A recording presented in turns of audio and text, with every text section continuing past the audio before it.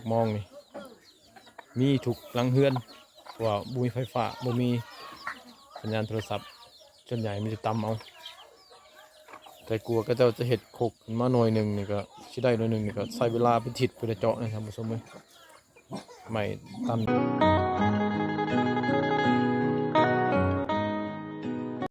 ทักทายสบายดีท่านผู้ชม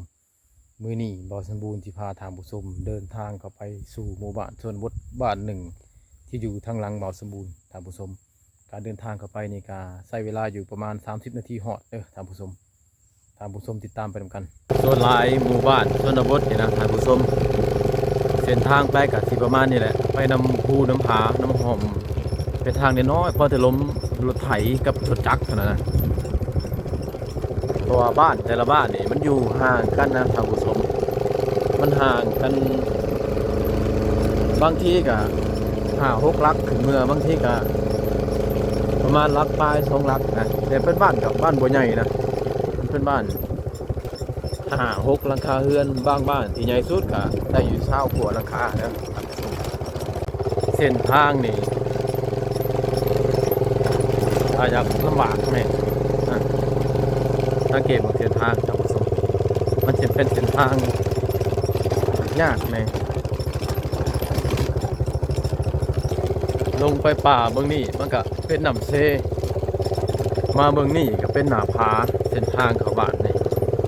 หลังจากเดินทางมาได้ประมาณ20 กว่านาทีได้ทำส้มฮอดแหละเห็นหลังคาเฮือนทางหนาแล้วทำส้มฮอดบ้านกันเจ้าแหละ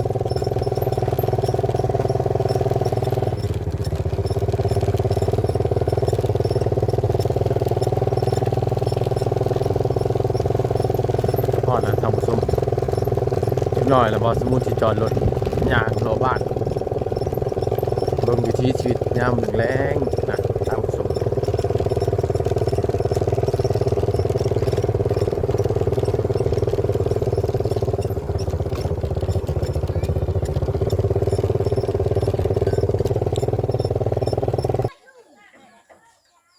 เดินทางมาด้วยรถคู่ใจคันนี้แหละท่านผู้ชมเส้นทางก็ยากไงก็ต้องเอารถห้างนี่แหละมาบืนภูบืนผามันจึงเข้ากับสภาพแวดล้อมมันเดินทางกันมาตั้งแต่ทางแยกบ้านนานะท่านผู้ชมคำว่าบ้านนี่ก็คันทางสบายนี่ก็ประมาณ10 นาทีเท่านั้นแต่ว่าอันนี้เป็นทางยากไงก็เลยว่า20 นาทีเพราะว่ามันมีคุ้มในการเดินทางเข้ามานี้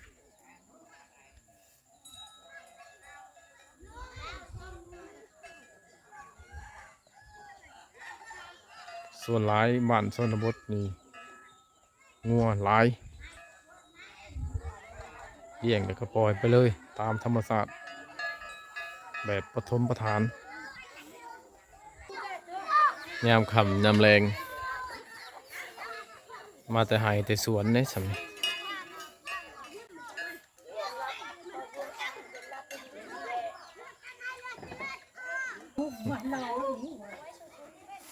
บรรชวนปิแล้วเราบ่พูดเขานะฮะสอดโดยเนี่ยสอดโดยไงเนิ่มสอดโดยนะ4 กระสอบ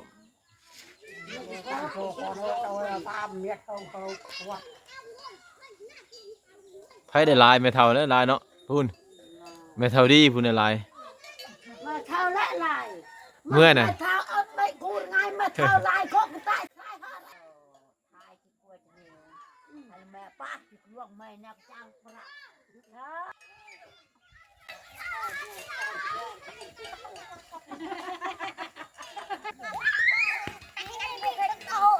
จุดนี้มันเป็นจุดศูนย์รวมของบ้านแต่ละมือเด็กน้อยก็จะมามักแล่นลินแถวนี้แหละหลังจากเลิกมาต้องเฮียนความเป็นจุดส่วนรวมของบ้านเป็นจุดที่ว่าอยู่ใจกลางบ้านกระเมนเด็กน้อยมักมาแล่นลินย้ำคำ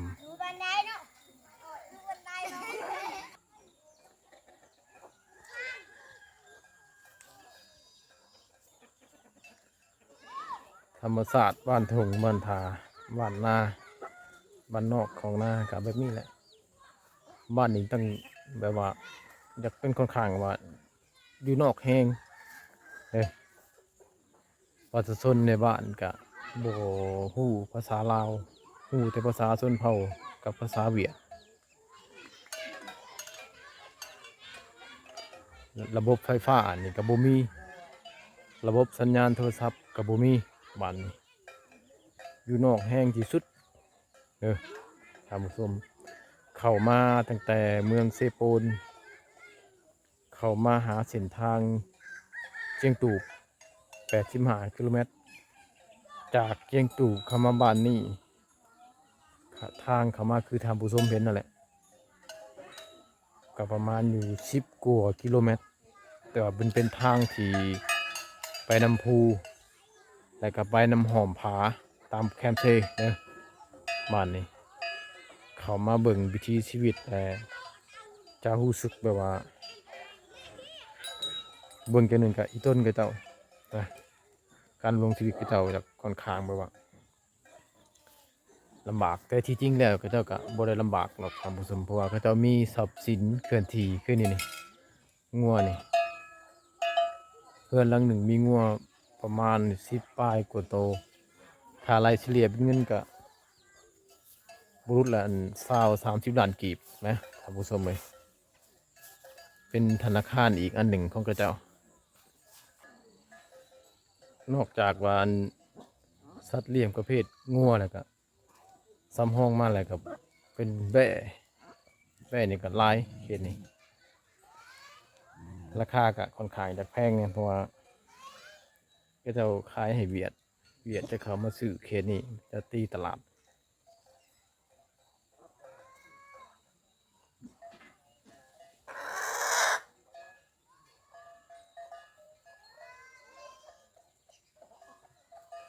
บรรยากาศสนบทแห้งดีเลยอยู่แบบสันโดษตัดจากโลกภายนอกถ้าจะซื้อสินค้าก็เจ้าก็ตะแลนไปเวียดซื้อเกลือซื้อแป้งนัวแต่สำหรับของกินนี่คือสิบ่ได้ซื้อแหละท่านผู้ชมก็จะหาเอาวันชวน อ่าตาต้น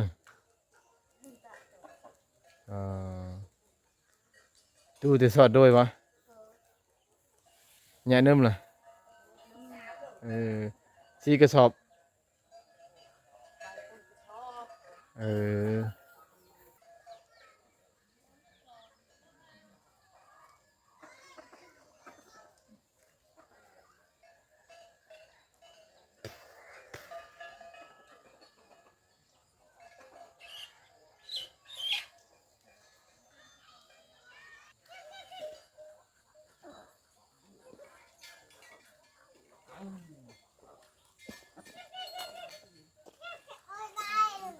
วันชวนช่วย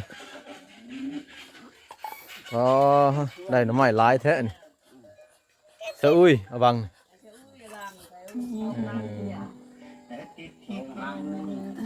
โลไปแหละเอาบังนี่ อะไร ฮะ 7070บ่บ่ฮอดแสน บ่ฮอดแสน อันนี้เป็นจังเป็นมีงัวหลายเด้เท่านี่เบิ่งท่านผู้ชมนี่งัวเราโอ้เบื้องหน้าก็หลายโอ้เต็มคอกอยู่ประมาณ30 ตัวผม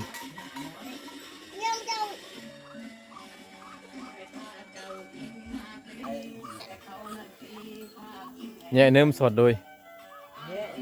ฮะ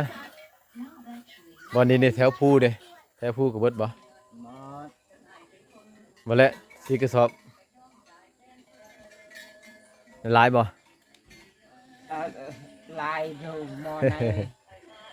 แต่บ่ซาว bướm sau báo กลุ่มกินแล้วซาวเปล่า กลุ่มกินแล้วสำซาวเนาะ con trà tử mò này กล้วยซื้ออุ้ยบ่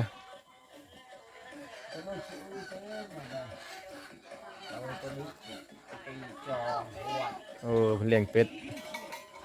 โตเท่าไรเป็ดนี่ซ้ำนี่มาแล้วนี่ นี่ได้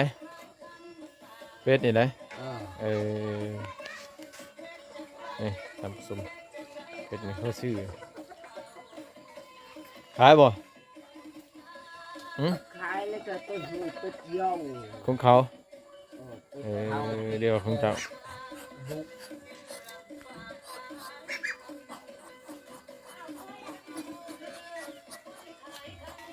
เป็ดสำเร็จราคา150,000เป็นเงินบาทถืออยู่200 บาทท่านผู้ชมซ้ำตัวใหญ่ตัวผู้นะ200 บาท1 บาท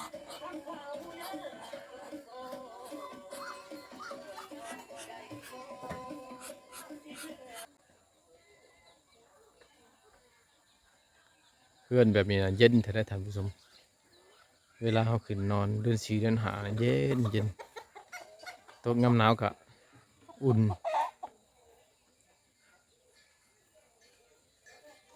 อันนี้เป็นเฮือนแบบภูมิปัญญาชาวบ้านเป็นเฮือนแบบแผนโบราณก็จะเคยเฮ็ดผ่านมาส่วนหลายก็จะกับบกระตือรือร้นปานใดดอกเฮ็ดเฮือนเฮ็ดศาลหลังใหญ่ก็เจ้านิ่นแต่ชีวิตการเป็นอยู่แบบพอเพียงแบบธรรมดาปลูกฝังเลี้ยงสัตว์จ้านี่พวกมองนี่มีทุกหลังเฮือนเพราะว่าบุมีไฟฟ้าบ่มีสัญญาณโทรศัพท์ส่วนใหญ่มีแต่ตำเอาแต่กลัวก็เจ้าจะเห็ดโคกขึ้นมาหน่อยหนึ่งนี่ก็ชิได้หน่อยหนึ่งนี่ก็ใช้เวลาเป็นทิศเพื่อจะเจาะนะท่านผู้ชมเลยไม่ตันนี่ก็เจาะเอาอันนี้นะเฮือนครัวบ่หรือเฮือนใหญ่ Hươn của ao ta bỏ ฮะ hươn của ao ta ta bỏ ว่า ừ มาละเมื่อยมาลังนี่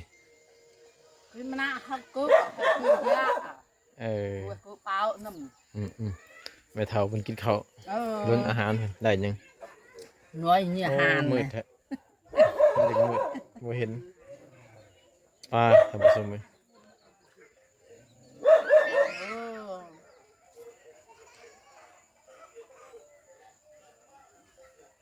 มื้อนี้มาเกาะติดวิถีชีวิตการเป็นอยู่ของชาวบ้านชนเผ่าที่อยู่ห่างไกลจากตัวเมืองไกลที่สุดของเมืองเซปูนบ้านนี่แหละใกล้กว่าหมู่บูว่าบ้านดิฉันบ่ได้ถามชื่อบ้านก็จะบ่เห็นพอบ้านนะท่านผู้ชม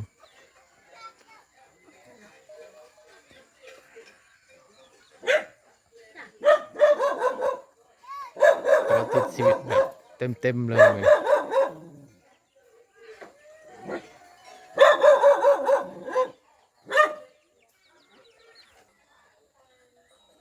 หน้าพากับเฮือนเขตนี้เนี่ยสลายหาถงเพียงยากที่สุดบ้านแต่ละบ้านก็จะ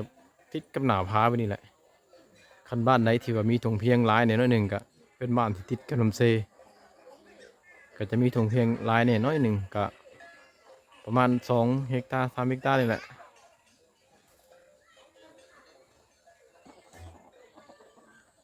อากาศมื้อนี้ก็ดีเนี่ยฝนบ่ตกพอสมบูรณ์เดินทางเข้ามาวันเสาร์นี่ฝนตกเลยท่านผู้ชมแต่ว่าขี่รถเข้ามาบ้านนี่เพิ่นคือว่าเห็นเป็นหนึ่งแห่งย่านบ่ได้ตกเสาร์นี้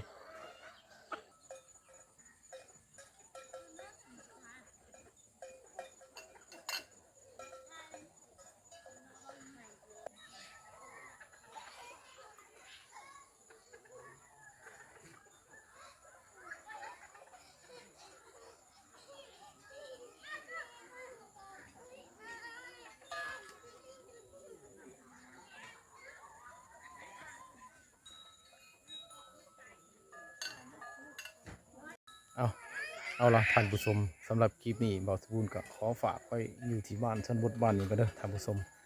บ่าวสมบูรณ์จะเดินทางกลับแล้วก็